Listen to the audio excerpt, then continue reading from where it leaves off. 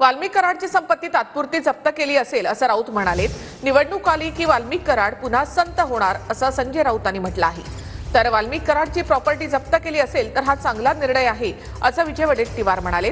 तर संपत्ती जप्त केल्याशिवाय यांचे धागेदोरे समजणार नाहीत असं सुरेश धस यांनी म्हटलंय।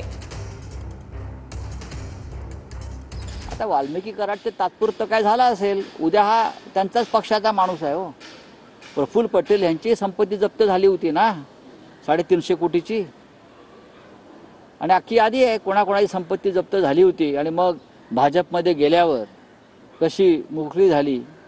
उद्याची लोकसभा आणि विधानसभा आली परत की वाल्मिकी कराड परत संत होणार, भाजप त्याला संतपदाचा दर्जा देणार, महामंडलेश्वर करेल।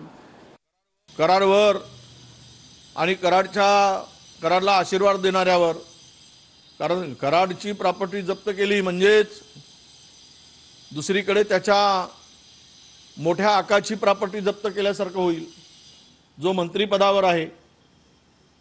पण ते केलं पाहिजे अशी आमची त्याला सहमतीच आहे आणि हा चांगला निर्णय होईल असं मला वाटतं।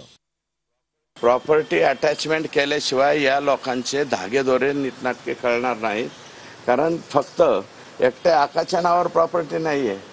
आका, बाका, चोका, तुका, सखा हे जे आहे अनेक लोक या सगळ्यांच्या नावावरती ह्या प्रॉपर्टीज आहेत।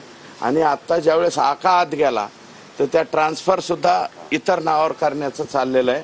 आम्ही SITला मागणी ही करू की या कालावधीतल्या ह्या कोणाच्या तरी नावावरून, भावड्याच्या नावावरून सवड्याच्या नावावर झाली किंवा सवड्याच्या नावाने नवड्याच्या नावावर झाली, तर ह्या सगळ्या प्रॉपर्टीज ह्या आकाच्या अटॅचमेंटमध्ये आल्या पाहिजेत अशी आमची सगळ्यांची मागणी।